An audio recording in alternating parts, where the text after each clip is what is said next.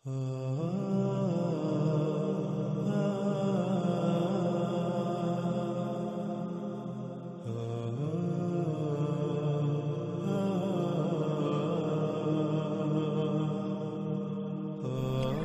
قوم عاد و قوم سمود کس قدر قوت میں بڑھ کر تھے اس کا اندازہ لگانا کوئی مشکل نہیں۔ اس وقت سکرین پر نظر آنے والی تصاویر انڈیا کے صوبے مہاراشٹرا میں ایک مقام کی ہیں جس کا نام لونر ہے، اور تصاویر میں نظر آنے والا گڑھا جو پانی سے بھرا ہوا ہے اسے لونر جھیل کا نام دیا جاتا ہے۔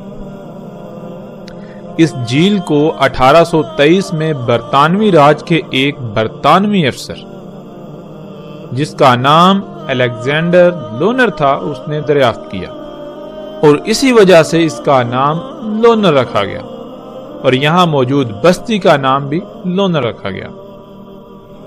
ناظرین، یہ جھیل قوم سمود کی طرف سے قوم عاد پر پھینکے گئے ایک بم کی وجہ سے وجود میں آئی۔ وہ بم کس قدر طاقتور تھا اس کا اندازہ اس کے پھٹنے سے وجود میں آنے والے اس گڑھے کے سائز سے لگایا جا سکتا ہے۔ اس گڑھے کی لمبائی تقریباً 1980 میٹر، چوڑائی 1840 میٹر، گہرائی 150 میٹر، اس کے کنارے سطح زمین سے 20 میٹر بلند ہیں، یعنی تقریباً اس گڑھے کا قطر 2 کلومیٹر ہے۔ قوم عاد سمیت گزشتہ قومیں کس قدر قوت میں بڑھ کر تھیں آج کا انسان اس کا تصور نہیں کر سکتا۔ ان کے پاس جو اسلحہ تھا وہ بھی کس قدر قوت کا حامل تھا، وہ قومیں کس قدر قوت کی حامل تھی، اس کا اندازہ ہم اس جھیل سے لگا سکتے ہیں۔ اور اس کے علاوہ ان گڑھوں سے جو ان قوموں کے درمیان ہونے والی عالمی ایٹمی جنگ جسے اللہ سبحانہ وتعالی نے قرآن میں القاریہ کہا سے وجود میں آئے۔ تصاویر میں نظر آنے والے یہ گڑھے قوم عاد اور قوم سمود جن 2 ایٹمی جنگوں میں ہلاک ہوئے ان جنگوں میں پھٹنے والے بموں سے وجود میں آئے۔ ناظرین، اس وقت سکرین پر نظر آنے والی تصاویر قوم سمود کے ان آثار کی ہیں جن کا اللہ سبحانہ وتعالی نے قرآن میں بار بار ذکر کیا، اور بار بار یہی کہا کہ کیا تم نے نہیں دیکھا وہ کیسے ہلاک ہوئے؟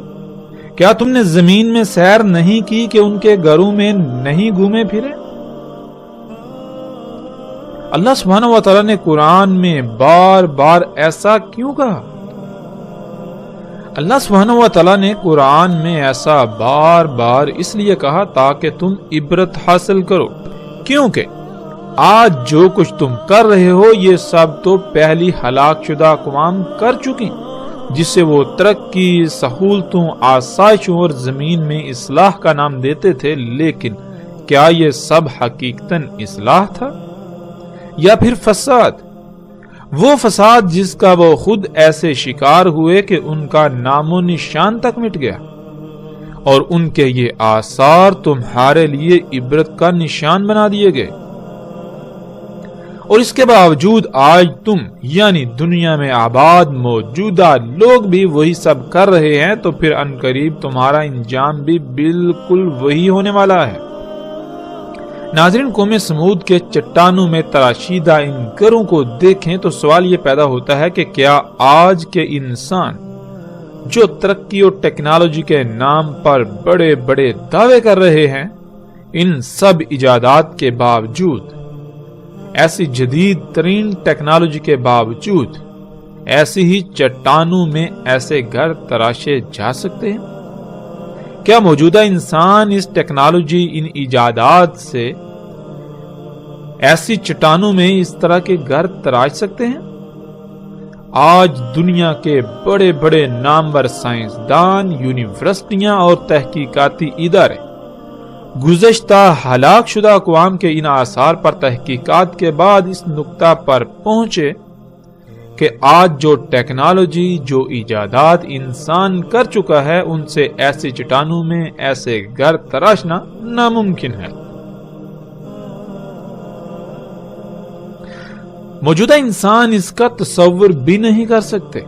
پھر ان کا مزید یہ کہنا ہے کہ اول تو یہ کام انسان کا نہیں، اور اگر اس بات کو تسلیم کر لیا جائے تو جن انسانوں نے یہ گھر تراشے وہ ٹیکنالوجی میں موجودہ انسانوں سے بہت بڑھ کر تھے، جن کا تصور موجودہ انسان کے بس سے باہر ہے۔ قرآن میں اللہ سبحانہ و تعالیٰ نے یہ بات واضح کر دی کہ زمین کا اختیار انسان کو دیا گیا، نہ کہ اس کے علاوہ کسی دوسری مخلوق کو۔ تو یہ سب کچھ ان قوموں کا کیا درا ہے جو اپنے انہی مفسد اعمال کے سبب ہلاک ہو کر صفحہ ہستی سے مٹ چکے، جس سے یہ بات روز روشن کی طرح عیاں ہے کہ یہ سب گزشتہ انسانوں کے ہی اعمال ہیں۔ جب یہ سب انسانوں کے ہی آثار ہیں اور وہ ٹیکنالوجی میں ناقابل تصور حد تک موجودہ انسانوں سے بڑھ کر تھے، اس کے باوجود جب ہلاکت آئی تو کچھ بھی ان کے کام نہ آیا، تو موجودہ انسانوں کا ان قریب کیا انجام ہونے والا ہے یہ بھی پھر ڈکا چھپا نہیں۔ موجودہ انسانوں کے ساتھ بھی بالکل ویسا ہی ہونے والا ہے۔ ناظرین، پھر سوال یہ پیدا ہوتا ہے کہ قوم سمود نے ایسی سخت ترین چٹانوں میں ہی گھر کیوں تراشے؟ موجودہ انسانوں کی طرح گھر کیوں نہیں بناتے تھے، اور اس کی وجوہات کیا تھیں؟ تو اس کا جواب بھی اللہ سبحانہ و تعالیٰ نے بار بار قرآن میں دیا کہ جیسے آج موجودہ انسان آہستہ آہستہ مختلف مراحل کو طے کرتے کرتے ایک طویل مدت کے بعد اس مقام پر پہنچے، بالکل اسی طرح گزشتہ ہلاک شدہ اقوام بھی آہستہ آہستہ ایک لمبی مدت کے بعد اس مقام پر پہنچی تھی جب وہ ہلاکت کا شکار ہوئے۔ جیسے آج انسان کے اپنے ہی اعمال کے رد عمل میں آنے والی تباہیوں سے بچاؤ کی غرض سے انسان ایسے اقدامات کرتا ہے، یعنی جیسے آج زلزلے دن بہ دن بڑھ رہے ہیں تو ان سے بچاؤ کی غرض سے زلزلہ پروف گھر تعمیر کر رہا ہے، سیلابوں اور طوفانوں سے بچنے کے لیے ویسے ہی مسکن بنا رہا ہے، تباہ کن جنگوں میں تباہ کن ہتھیاروں سے بچنے کی غرض سے زمین دوز بنکر یا ایسی عمارتیں بنا رہا ہے جو اسے ان جنگوں میں استعمال ہونے والے بموں کی تباہی سے محفوظ رکھ سکیں۔ تو بالکل اسی طرح قوم عاد اور قوم سمود نے ایسے گھر بنائے۔ تو بالکل اسی طرح قوم عاد اور سمود نے اگر ایسے گھر بنائے تو وہ ان ایٹمی ہتھیاروں سے بچاؤ کی غرض سے جن کا خوف انہیں لاحق رہتا تھا، اور بالآخر جب وہ تباہی آئی تو کچھ بھی ان کے کام نہ آیا۔ ان کے شہر بھی موجودہ انسانوں کی طرح تھے، ان کی تعمیرات بھی، لیکن جو چٹانوں میں انہوں نے گھر تراشے وہ صرف اور صرف ایٹمی حملوں سے بچاؤ کی خاطر، بالکل اسی طرح جیسے آج پوری دنیا میں ممکنہ ایٹمی حملوں سے بچاؤ کی خاطر چٹانوں میں اور زمین دوز بنکرز بنائے جا رہے ہیں۔ تو جب گزشتہ اقوام ٹیکنالوجی سمیت ہر لحاظ سے موجودہ انسانوں سے ناقابل تصور حد تک بڑھ کر تھیں، اس کے باوجود ان کا انجام کیا ہوا؟ وہ صفحہ ہستی سے مٹ گئے، کچھ بھی ان کے کام نہ آیا۔ جو کچھ بھی انہوں نے بنایا تو کیا موجودہ انسانوں کے کچھ کام آئے گا جو کچھ یہ بنا رہے ہیں؟ اس کے باوجود کہ یہ انہیں مسیحا سمجھ رہے ہیں، بالکل اسی طرح جیسے وہ بھی اپنی ان ایجادات کو مسیحا سمجھتے رہے، لیکن یہ سب دجال محض دھوکہ ثابت ہوا۔ یہ تمام کی تمام ایجادات جن کو انسان اصلاح کا نام دیتا ہے، لیکن اللہ سبحانہ و تعالیٰ قرآن میں بار بار انہیں فساد قرار دیتا ہے۔ انسان انہیں اپنے لیے مسیحا سمجھتا ہے، لیکن قرآن میں اللہ سبحانہ و تعالیٰ نے انہیں بار بار محض ایک دھوکہ قرار دیا، جس دھوکے کا شکار پہلی بھی 6 اقوام ہو کر صفحہ ہستی سے مٹ چکی، اور نبی علیہ السلام نے اسے دجال کہا کہ انسان انہیں اپنے لیے مسیحا سمجھیں گے، لیکن حقیقت میں یہ مسیحا نہیں بلکہ دجال ہے۔ یعنی ان ایجادات کی حقیقت وہ نہیں ہوگی جو نظر آئے گی، جو دکھائی جائے گی۔ نظر آنے میں تو یہ مسیحا نظر آئیں گی، فائدے کی اشیاء نظر آئیں گی، آسائشیں، سہولتیں نظر آئیں گی، لیکن حقیقت میں یہ فساد عظیم ہوگا۔ وہ فساد جس سے دنیا کی ہر شے میں خرابیاں ہو جائیں گی، یوں انسان کے اپنے انہی اعمال کے سبب اس پر تباہیاں مسلط ہوں گی، یہاں تک کہ اتنی بڑی بڑی تباہیاں کہ موجودہ انسانوں کا نام و نشان تک صفحہ ہستی سے مٹ جائے گا۔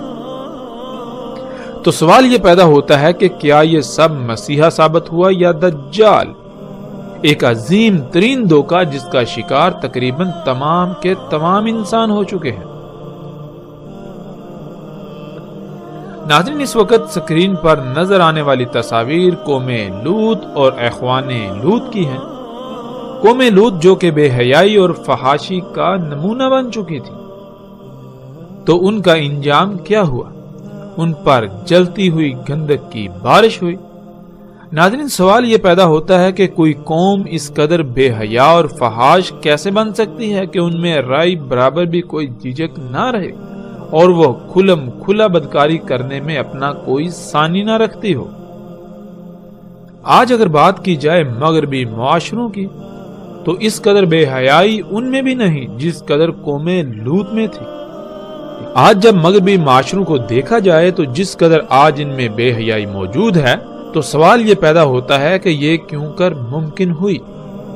کیا یہ قومیں شروع سے ہی ایسی تھی؟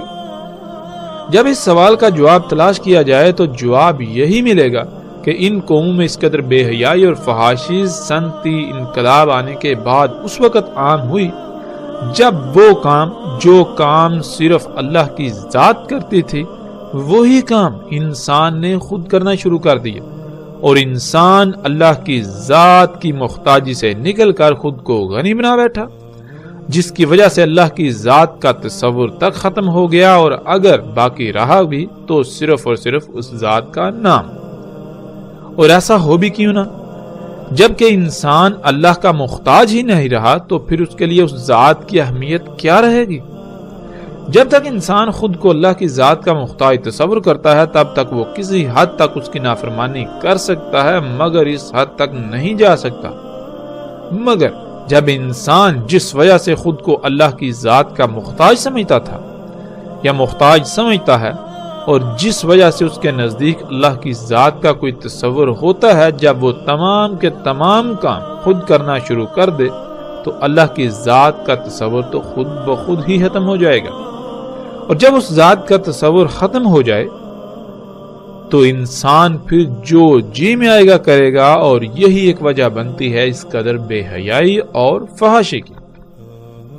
ناظرین، ورنہ آج بھی جن معاشروں میں اللہ کی ذات کا تصور موجود ہے، وہ گاڈ کے نام سے ہو یا ایشور کے نام سے یا کسی بھی نام سے، وہ معاشرے بت پرست ہوں یا جہالت کی انتہا پر، وہ بے حیائی میں اس قدر بڑے ہوئے نہیں ملیں گے، کیونکہ وہ خود کو کسی نہ کسی حد تک اس ذات کا محتاج سمجھتے ہیں، جس کی وجہ سے ان میں کسی حد تک اس ذات کا ڈر موجود ہوتا ہے۔ لیکن جب یہ ڈر نکل جائے یا ختم ہو جائے تو انسان بے لگام گھوڑے کی طرح آزاد ہو جاتا ہے، پھر وہ سب کچھ کرتا ہے جس پر اس کا نفس اسے ابھارتا ہے۔ قوم لوط بھی اسی وجہ سے بے حیائی اور فحاشی کا نمونہ بن چکی تھی، کیونکہ ان میں اللہ کی ذات کا تصور ختم ہو چکا تھا۔ اگر تھا تو صرف الفاظ کی حد تک، اور ایسا تب ہی ممکن ہوتا ہے جب کوئی قوم خود کو غنی سمجھے اور اللہ کی محتاج نہ رہے، اور ایسا تب ہی ممکن ہوتا ہے جب انسان وہ کام جن کی وجہ سے وہ خود کو اللہ کا محتاج سمجھتا ہے وہی کام خود کرنا شروع کر دے۔ قوم لوط بھی بالکل اسی طرح خود کو غنی سمجھتی تھی، اللہ کی ذات کا صرف نام کی حد تک تصور باقی تھا، اسی وجہ سے وہ بے حیائی و فحاشی میں اس قدر بڑی ہوئی تھی۔ اس کا اندازہ اس قوم سے بھی لگایا جا سکتا ہے جنہیں اللہ سبحانہ و تعالیٰ نے قرآن میں اخوان لوط کہا۔ ناظرین، اس وقت سکرین پر نظر آنے والی یہ تصاویر اخوان لوط کی ہیں، اخوان لوط کے آثار کی ہیں، جو اٹلی میں حال ہی میں کھدائی کے دوران زیر زمین سے دریافت ہونے والا ایک ایسا شہر ہے جو کسی بھی لحاظ سے موجودہ جدید ترین معاشروں سے کم نہ تھا۔ آج اسی مقام کے ارد گرد آباد شہر کا نام پومپئی ہے، اسی وجہ سے اخوان لوط کے ان کھنڈرات کو بھی پومپئی کے نام سے جانا جاتا ہے۔ اس شہر کی طرز تعمیرات ایسی ہیں کہ انسان دنگ رہ جاتا ہے۔ جیسے آج جب کوئی نیا شہر آباد کیا جاتا ہے تو پہلے سے اس کی پوری منصوبہ بندی کی جاتی ہے، اس کے بعد اس شہر کا مکمل نقشہ تیار کیا جاتا ہے، پھر جا کر اس نقشے کے عین مطابق تعمیرات کی جاتی ہیں۔ بالکل عین اسی طرح اخوان لوط کا یہ شہر بھی وجود میں آیا۔ اس تباہ شدہ شہر کی گلیاں، سڑکیں اور گھروں کی طرز تعمیر چیخ چیخ کر یہ بتاتے ہیں کہ یہ شہر نہ صرف انتہائی جدید طرز پر وجود میں آیا تھا، بلکہ اس کے در و دیوار پر طرح طرح کی مختلف نقش نگاری اس بات کا بھی ثبوت ہے کہ اس وقت بھی زمین سے خام تیل نکالا جاتا تھا، کیونکہ در و دیوار پر نقش و نگار کے لیے استعمال ہونے والا پینٹ خام تیل کے بغیر حاصل کرنے کا کوئی دوسرا ذریعہ نہیں۔ وہ پینٹ صرف اور صرف خام تیل سے ہی حاصل کیا جا سکتا تھا جو ان لوگوں نے اس وقت حاصل کیا تھا، اور عمارتوں کی طرز تعمیر بھی اس بات کا واضح ترین ثبوت ہے کہ یہ عمارتیں بغیر مشینری کے تعمیر کرنا ممکن نہیں تھا۔ اس وقت ان لوگوں کے پاس بھی ایسی ہی یا اس سے بڑھ کر مشینیں تھیں جو آج کے انسانوں کے پاس ہیں۔ اس قوم کی فحاشی کا اندازہ اس شہر کے ہر گھر کے در و دیوار پر کنندہ تصاویر اور نقش و نگار سے لگایا جا سکتا ہے۔ ہم ایسی تصاویر کو نہیں دکھائیں گے۔ اس شہر کے در و دیواروں پر ہر طرف انتہائی فحش تصاویر نظر آتی ہیں۔ نہ صرف تصاویر بلکہ جنسی اعضاء سے مماثلت رکھتے مجسمے جگہ جگہ نصب تھے۔ گھروں میں سجاوٹ تک کے لیے جو بھی اشیاء استعمال کی جاتی تھی وہ بھی جنسی اعضاء سے مماثلت رکھتی تھی۔ ایسا فحش ترین معاشرہ کہ جس کا آج تصور کرنا بھی محال ہے، تو ان کا انجام کیا ہوا؟ اخوان لوط کا یہ جدید ترین سہولتوں سے مزین شہر اچانک پھٹنے والے لاوے کی لپیٹ میں آ گیا۔ لاوا پھٹنے سے جو جس حال میں تھا اسی حال میں راکھ تلے دب گیا۔ کوئی جنسی حاجت کو پورا کرنے میں مصروف تھا تو کوئی کام کاج میں مصروف۔ جو گھروں سے باہر تھے تو وہ بھاگنے لگے جان بچانے کے لیے، لیکن کون تھا جنہیں اللہ کی پکڑ سے بچانے والا تھا؟ ناظرین، پھر وہی سوال کہ وہ کون سی شے تھی جس کے دجل کا وہ ہلاک شدہ قومیں شکار ہو گئی؟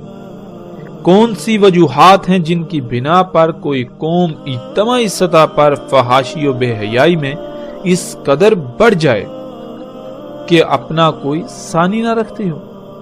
وہ کون سی وجوہات یا اشیاء ہیں جن کی موجودگی میں انسان اللہ سے بے نیاز ہو جاتا ہے، وہ اللہ کی محتاجی سے نکل کر خود کو خود مختار سمجھتا ہے؟ وہ کام جو اللہ کے کرنے والے ہیں وہی کام خود کرنا شروع کر دیتا ہے۔ تو ایک ہی جواب سامنے آئے گا ان تمام کے تمام سوالات کا، وہ یہ کہ جب انسان اس سطح پر آ جائے جہاں آج موجودہ قوم ہے، جب مشینیں حاصل ہو جائیں جن سے انسان خالق کے کرنے والے کام بھی خود کرنا شروع کر دے، تو یہی ایجادات، یہی مشینیں، یہی ٹیکنالوجی، یہی صنعتی انقلاب ہی وہی دجال ہے جس کے دجل کا وہ قومیں شکار ہو گئیں۔ جب ہلاکت آئی تو کچھ بھی ان کے کام نہ آیا۔ یہ سب کا سب دجال ثابت ہوا، حالانکہ وہ اسے اپنے لیے مسیحا سمجھتے رہے۔ ناظرین، سکرین پر نظر آنے والی یہ تصاویر ان مثلث نما عمارتوں کی ہیں جو آج بھی مصر میں موجود ہیں، اور یہ مثلث نما عمارتیں آل فرعون کے آثار ہیں جو تقریباً آج سے 4000 سال پہلے سمندر میں غرق ہو کر ہلاک ہوئے۔ یہ مثلث نما عمارتیں اس وقت دنیا کے 7 عجائبات میں سے ایک ہیں۔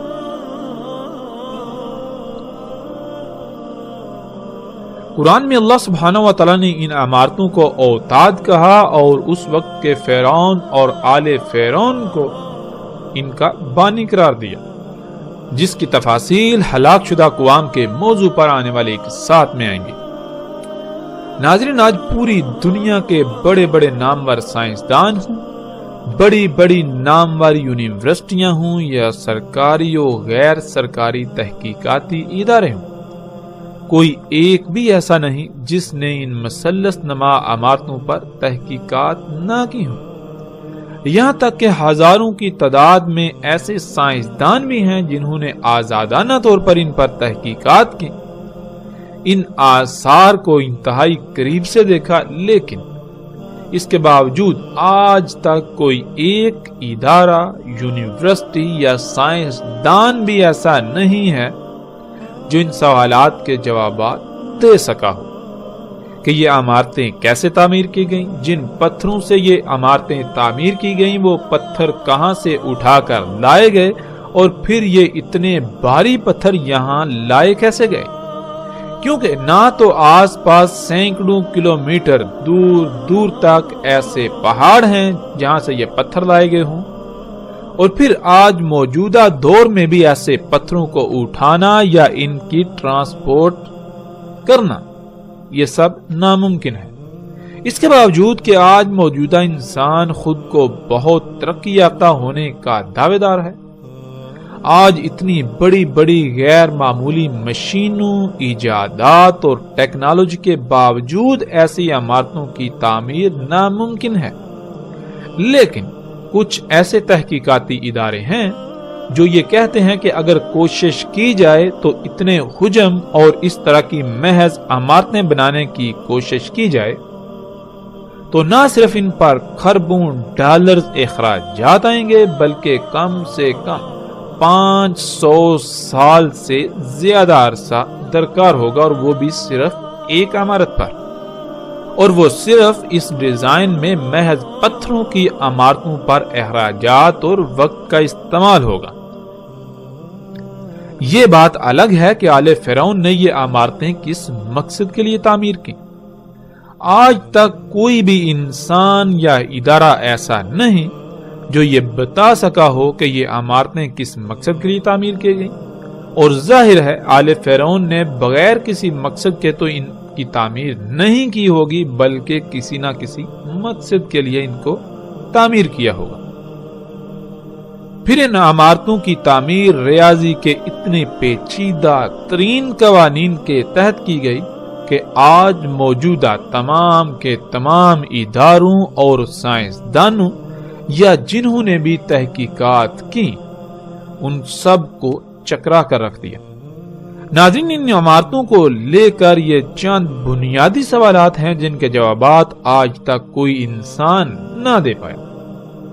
ان کے علاوہ سینکڑوں سوالات ایسے ہیں انہی عمارتوں کے حوالے سے، مگر جب بنیادی سوالات کے جوابات ہی نہیں تو پھر باقی سوالات کے کیا جوابات ہوں گے؟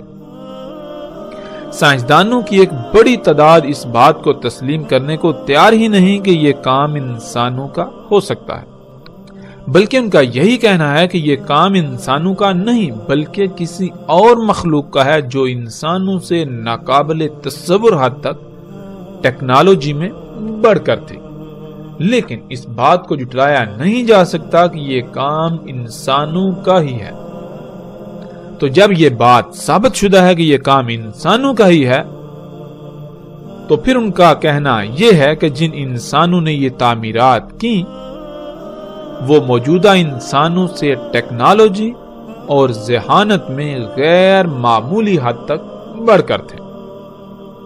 ناظرین، ان عمارتوں پر اٹھنے والے سوالات کے آج تک کوئی انسان جواب نہ دے پایا تھا کہ انہی عمارتوں سے تعلق رکھنے والے آل فرعون کے مزید ایسے آثار دریافت ہوئے جن کی تعمیرات بھی غیر معمولی ہیں، اور جب ان کے در و دیوار پر نگاہ دوڑائی جائے تو ان پر ایسی تصاویر کنندہ ہیں جو انسان کے رونگٹے کھڑے کر دیتی ہیں۔ سکرین پر آپ ان تصاویر کو دیکھ سکتے ہیں جن میں بالکل ایسے ہی ہیلی کاپٹر، جہاز، ٹینک، سیٹلائٹ انٹینا اور آبدوز کی تصاویر ہیں جو آج موجودہ انسانوں کے پاس ہیں۔ سوال یہ پیدا ہوتا ہے کہ اگر ایسی کوئی شے اس وقت وجود نہیں رکھتی تھی، یعنی موجودہ انسانوں سے پہلے وجود نہیں رکھتی تھی، تو پھر یہ تصاویر کیسے ان پتھروں پر اور ان دیواروں پر کنندہ کی گئیں؟ کیونکہ اگر اس وقت کوئی ایسی شے موجود ہی نہیں تھی تو پھر ان کا تصور بھی کیسے ہو سکتا تھا؟ کیا یہ محض تصوراتی تصاویر تھیں؟ اور اگر یہ محض تصوراتی تصاویر تھیں تو کیا آج ایسا ممکن ہے؟ نہیں، بالکل نہیں۔ یہ تصاویر چیخ چیخ کر اس بات کا اظہار کرتی ہیں کہ آل فرعون کے پاس یہ سب کچھ تھا۔ نہ صرف یہ سب بلکہ موجودہ انسان اس کا تصور بھی نہیں کر سکتے۔ جو کچھ آل فرعون بنا چکے تھے، کیونکہ قرآن میں صراحت کے ساتھ یہ بات اللہ سبحانہ وتعالی نے بیان کی ہے کہ فرعون نے نہ صرف ان عمارتوں کو موسیٰ علیہ السلام کے رب اللہ سبحانہ وتعالی کے ساتھ مقابلہ کرنے کے لیے بنایا، بلکہ وہ اپنی طرف سے موسیٰ کے رب کو شکست دے چکا تھا۔ اس کے بعد وہ موسیٰ علیہ السلام اور بنی اسرائیل کے پیچھے پڑا انہیں قتل کرنے کے لیے کہ موسیٰ کے رب سے تو نبٹ چکا، اب موسیٰ کی باری ہے۔ فرعون نے کیسے اللہ سبحانہ وتعالی کے ساتھ مقابلہ کیا؟ ان عمارتوں کو کیسے، کتنی مدت میں اور کن مقاصد کے لیے تعمیر کیا؟ اور آل فرعون کے پاس کیا کچھ تھا؟ ان تمام سوالات کے جوابات ہم آگے جا کر ہلاک شدہ اقوام کے موضوع پر آنے والے ایک ساتھ میں تفاصیل کے ساتھ دیں گے، اور ایسے ایسے رازوں پر سے پردہ اٹھائیں گے جو آج تک راز ہی رہے۔ ایسے ایسے سوالات کے جوابات دیں گے جن کے جوابات آج تک کوئی انسان نہ دے پایا، اور نہ صرف ہم جوابات دیں گے بلکہ پوری دنیا کو چیلنج کریں گے کہ وہ ہمارے جوابات کو غلط ثابت کر کے دکھائے۔ جو کہ ناکام رہیں گے بلکہ الٹا اپنی تحقیقات سے ان کو سچا ہی ثابت کریں گے۔ یہ تمام باتیں تو آنے والی ایک ساتھ میں ہوں گی، لیکن یہاں جو بات سامنے آتی ہے وہ یہ کہ جو اللہ کی ذات کے ساتھ مقابلے پر اتر آئے اور پھر وہ یہ سمجھے کہ اس نے اللہ کی ذات کو شکست دے دی، کیا وہ پتھر کے دور کا کوئی انسان ہو سکتا ہے؟ وہ کون سی شے ہے جو انسان کو خالق و مالک سے بالکل بے نیاز کر دے اور الٹا اس کو خالق کے مقابلے پر لا کھڑا کرے؟ وہ کون سی شے ہے جس کی بنیاد پر انسان یہ جرأت کر سکتا ہے کہ وہ خالق و مالک اللہ سبحانہ وتعالی کے ساتھ ببانگے دوہل مقابلے پر اتر آئے؟ وہ ٹیکنالوجی میں کس قدر بڑھ کر تھا، موجودہ انسان اس کا تصور بھی نہیں کر سکتے۔ ناظرین، اور جب ان کی تعمیرات کا ہی آج تک کوئی جواب نہ دے سکا تو پھر یہ کیسے ممکن ہے کہ موجودہ انسان اس بات کا تصور کر سکیں جو کچھ ان کے پاس تھا؟ اللہ سبحانہ وتعالی نے قرآن میں صراحت کے ساتھ کہہ دیا کہ تم ان ہلاک شدہ اقوام کے 10% کو بھی نہیں پہنچے اور نہ ہی پہنچ سکتے ہو۔ یعنی جو کچھ آج تم بنا چکے ہو، جو قوت، یہ جو مشینیں، یہ ٹیکنالوجی، یہ جتنی بھی ایجادات تم کر چکے ہو، یہ ان قوموں کا 10% بھی نہیں، اور نہ ہی تم ان کے 10% کو پہنچ سکتے ہو جو قومیں تم سے پہلے ہلاک ہو چکی۔ قوم عاد، قوم سمود، قوم لوط، اصحاب مدین ہوں یا پھر آل فرعون وغیرہ، ان کے پاس جو کچھ تھا وہ تم سے کئی گنا بڑھ کر تھا۔ وہ سب قومیں آل فرعون سمیت ان ایجادات کو مسیحا سمجھتے تھے، لیکن کیا حقیقت یہی نکلی؟ یہی ایجادات تھیں جن کی بنیاد پر فرعون علی الاعلان اللہ سبحانہ وتعالی کی ذات کے سامنے مقابلے پر اتر آئے۔ یہ سب فساد تھا، اور اپنے ہاتھوں سے کیے ہوئے فساد سے ان پر ایسی ایسی ہلاکتیں مسلط ہوئیں کہ ان کا نام و نشان تک مٹ گیا۔ یوں وہ سب ایجادات دجال ثابت ہوا۔ جب ہلاکت آئی تو کچھ بھی ان کے کام نہ آئے، کوئی ایک بھی شے ان کے کام نہ آئی، کچھ بھی انہیں نہ بچا سکے۔ تو سوال یہ پیدا ہوتا ہے کہ موجودہ انسان جن ایجادات کو، جس صنعتی انقلاب کو، جس ٹیکنالوجی کو اپنے لیے مسیحا سمجھتے ہیں، کیا یہ واقعتاً مسیحا ہے؟ کیا یہ واقعتاً آسائشیں، سہولتیں اور آسانیاں ہیں؟ نہیں، بلکہ یہ بھی انہی قوموں کی طرح ان ایجادات کے دجل کا شکار ہو چکے ہیں۔ عنقریب ان پر حقیقت ایسے واضح ہو جائے گی کہ یہ چاہ کر بھی انکار نہیں کر سکیں گے، لیکن تب سوائے پچھتاوے کے کچھ نہ رہے گا، واپسی کا دروازہ بند ہو چکا ہوگا۔ موجودہ انسانوں کے ان مفسد اعمال کے سبب پوری دنیا اس قدر فساد زدہ ہو چکی ہے کہ اب یہ دنیا جہنم میں بدل جائے گی۔ جسے یہ مسیحا بنا کر بیٹھے رہے، اس کا انہوں نے صرف ایک ہی رخ دیکھا، یہ دوسرے رخ سے غافل رہے جو عنقریب ان پر واضح ہونے والا ہے۔ ناظرین، یہ تھا مختصر منظرنامہ گزشتہ ہلاک شدہ اقوام کا، جن کی سنت کی اتباع میں ویسی ہی تباہی کے دہانے پر موجودہ قوم یعنی دنیا میں آباد موجودہ لوگ پہنچ چکے ہیں۔ ہم نے کوشش کی کہ ہم اپنے موضوع کے مطابق ان اقوام پر بات کریں، باقی ان اقوام پر تفاصیل کے ساتھ آگے چل کر بات کریں گے۔ اس وقت ہم اپنے موضوع کی طرف پلٹتے ہیں۔ تو پھر وہی سوال، ناظرین، وہ کون سی شے تھی، وہ کون سی اشیاء تھیں جس کو وہ اقوام اپنے لیے مسیحا سمجھتی تھی، لیکن حقیقت میں وہ مسیحا نہیں بلکہ دجال ثابت ہوا۔ اسی کی وجہ سے وہ صفائے ہستی سے مٹ گئے۔ جب جواب تلاش کیا جائے تو وہ جواب یہی سامنے آئے گا، وہ یہی ٹیکنالوجی، یہی ایجادات تھیں، یہی مشینیں تھیں، یہی صنعتی انقلاب تھا جو آج موجودہ انسان کر چکے اور ان سب کو اپنے لیے مسیحا سمجھتے ہیں، زندگی کو آسان سے آسان تر بنانے کے دعوے دار ہیں۔ لیکن کیا حقیقت یہی ہے؟ یہ تو اس کا ایک پہلو ہے، اس کا ایک رخ ہے جو انتہائی دل فریب ہے، لیکن اس کا دوسرا پہلو جو انتہائی بھیانک ہے وہ چھپا دیا گیا۔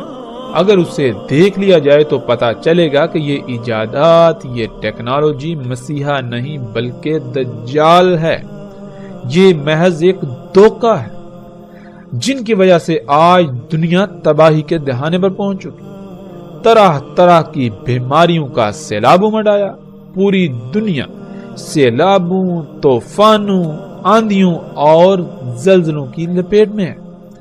جگہ جگہ سے زمین دھنس رہی ہے، پہاڑ ٹل رہے ہیں، زمین میں قائم کیا ہوا اللہ سبحانہ و تعالیٰ کا میزان بگڑ چکا ہے۔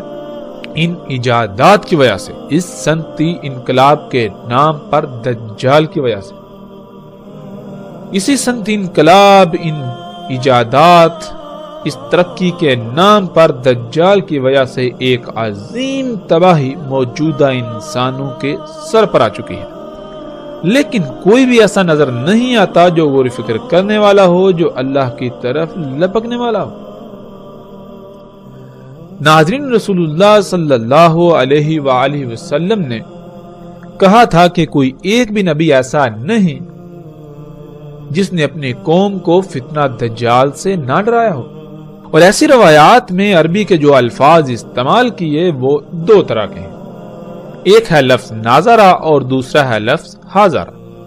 ناظرہ کہتے ہیں متنبہ کرنے کو، یعنی اگر کوئی ایسا کام کیا جا رہا ہو جس کا نتیجہ انتہائی بھیانک ہو یا نقصان دہ ہو تو اس کام یعنی اس عمل کے رد عمل سے پہلے ہی اس سے آگاہ کر دینا کہ اس عمل کو یا ان اعمال کو چھوڑ دو، ورنہ رد عمل کی صورت میں مارے جاؤ گے، نقصان اٹھاؤ گے۔ تو جتنے بھی نبی آئے انہوں نے دجال سے متنبہ کیا، یعنی انسان جو اعمال کر رہے تھے ان کو متنبہ کیا کہ اگر تم نے اپنے انہی اعمال کو جاری رکھا، ان اعمال کو ترک نہ کیا، تو پھر وہ وقت دور نہیں جب تم اس مقام پر پہنچ جاؤ گے جہاں سے واپسی ناممکن ہو جائے گی اور تمہاری انہی اعمال کے رد عمل میں ایسی تباہی تم پر مسلط ہوگی کہ تمہارا نام و نشان مٹ جائے گا، کیونکہ جو اعمال تم کر رہے ہو یہ تمہیں آہستہ آہستہ مرحلہ با مرحلہ ایک وقت ایسا آئے گا کہ اللہ کے ساتھ کھلم کھلا شریک بنا کر کھڑا کر دیں گے۔ یعنی تم آہستہ آہستہ بڑھتے بڑھتے ایسی ایجادات کرو گے کہ تم اللہ کے کاموں میں براہ راست مداخلت کرو گے۔ تم ان ایجادات کو اپنے لیے مسیحا سمجھو گے، مگر وہ دجال ہوگا۔ اسی وجہ سے تم پر عظیم ہلاکت مسلط ہوگی، تم پر ساتھ آئے گی۔ ناظرین، ہر قوم جب اللہ کی حدود سے باہر نکلتی ہے تو پھر یہ کائنات اللہ سبحانہ وتعالی نے خلق ہی ایسے کی کہ انسان کے سامنے حادثاتی طور پر راز کھلتے چلے جائیں گے۔ یوں آہستہ آہستہ انسان اس سطح پر پہنچ جائے گا کہ وہ اپنے ہاتھوں سے دجال کو خلق کر بیٹھے گا، جس کا انجام عظیم تباہی کے سوا کچھ نہ ہوگا۔ یہی گزشتہ اقوام کے ساتھ ہوا اور یہی اس موجودہ قوم کے ساتھ ہوا، اور اب عظیم تباہی سر پر آ چکی ہے۔ ناظرین، دوسرا لفظ تھا حاضرہ۔ حاضرہ کہتے ہیں اس خطرے کو، اس ڈر کو جو سامنے موجود ہو یا پھر بالکل واضح نظر آ رہا ہو۔ یعنی ہر نبی نے دجال سے ڈرایا، جو ایسا خطرہ تھا، ایسا فتنہ تھا جو موجود تھا۔ جب ہر نبی نے ڈرایا اور متنبہ کیا تو کیا وہ قومیں متنبہ ہوئیں؟ انہوں نے اپنے اعمال کو ترک کر دیا۔ قرآن میں اللہ سبحانہ وتعالی نے بار بار واضح کر دیا کہ نہیں، انہوں نے ہر نبی کی، ہر رسول کی تکذیب کر دی، تو پھر وہ اسی ہلاکت کا شکار ہوئے جس سے ان کو متنبہ کیا گیا تھا۔ اللہ سبحانہ وتعالی قرآن میں واضح طور پر اسے حیات الدنیا، یہ ایجادات قرار دیتا ہے، اور رسول اللہ صلی اللہ علیہ وآلہ وسلم نے اسے دجال کہا۔ فرق صرف اتنا ہے کہ لفظ دجال اصل عربی کا لفظ نہیں ہے، بلکہ دوسری زبانوں سے عربی میں داخل کیا گیا لفظ تھا، بالکل ایسے ہی جیسے آج آپ کو عربی کے اندر الفاظ کی ایک کثیر تعداد ملے گی جو عربی کے الفاظ نہیں ہیں بلکہ وہ دوسری زبانوں سے داخل ہوئے۔ مثلا جیسے لفظ ٹیکنالوجی ہے تو آج عربی میں وہ داخل ہو چکا اور اسے عربی لہجے میں ٹیکنالوجی کہا جاتا ہے۔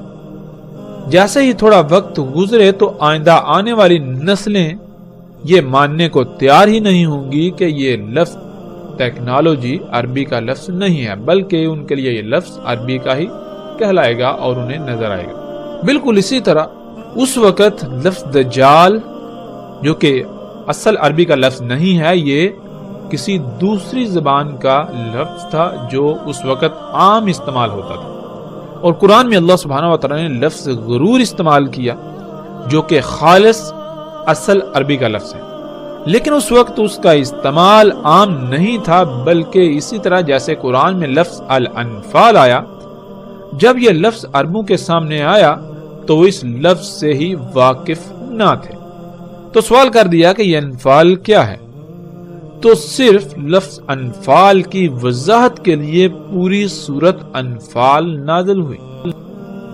ناظرین، بالکل اسی طرح اس وقت عربوں میں لفظ غرور استعمال نہیں ہوتا تھا، بلکہ لفظ غرور کی بجائے لفظ دجال عام استعمال ہوتا تھا۔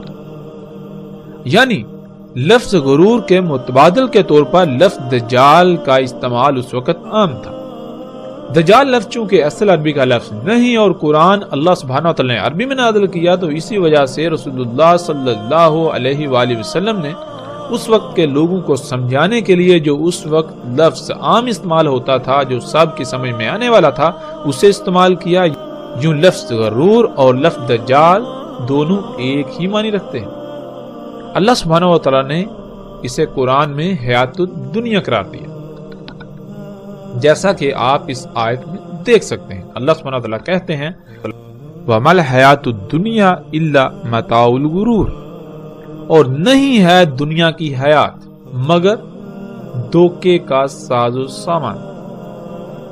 یعنی یہ جو کچھ بھی اس وقت دنیا میں تمہیں نظر آ رہا ہے یا جو کچھ تم بنا چکے ہو، یہ محض ایک دھوکہ ہے۔ اور اللہ سبحانہ تعالیٰ نے قرآن میں بار بار کہا، اس پر زور دیا کہ کہیں اس دجل کا، اس دھوکے کا شکار نہ ہو جانا۔ یہ دنیاوی مال و متاع، یہ جو کچھ بھی ہے، یہ محض دھوکہ ہے، تو جو بھی اس کے دھوکے کا شکار ہوگا تو وہ دنیا اور آخرت میں ہلاکت کا شکار ہو جائے گا، اور اگر پوری کی پوری قوم ہی اس دھوکے کا شکار ہو جائے تو پھر دنیا کو فساد اور اس فساد کے ظاہر ہونے، یعنی انسانوں کے اعمال کے رد عمل کے طور پر آنے والی تباہیوں، اور بالآخر انسانوں کے نزدیک ایسی عظیم تباہی سے کوئی نہیں بچا سکتا جو انسانوں کا صفحہ ہستی سے نام و نشان مٹا دے۔ ناظرین، الحمدللہ ہم نے قرآن سے یہ جان لیا کہ وہ کون سی شے تھی جس سے تمام کے تمام نبیوں نے متنبہ کیا۔ وہ یہی ٹیکنالوجی تھی، یہی ایجادات تھی، یہی دنیاوی مال و متاع تھا، اور انہی ایجادات کے سبب آنے والی عظیم تباہی سے متنبہ کیا۔ تو پھر یہ کیسے ممکن ہو سکتا ہے کہ دجال اس کے علاوہ کچھ اور ہو؟ ایسا ممکن ہی نہیں کہ دجال اس کے علاوہ کوئی اور شے ہو۔ اب اصل سوال یہ ہے کہ اگر دجال یہی ایجادات ہیں، یہی صنعتی انقلاب ہے، تو کیا محمد رسول اللہ صلی اللہ علیہ وآلہ وسلم نے ان ایجادات کو دجال کہا؟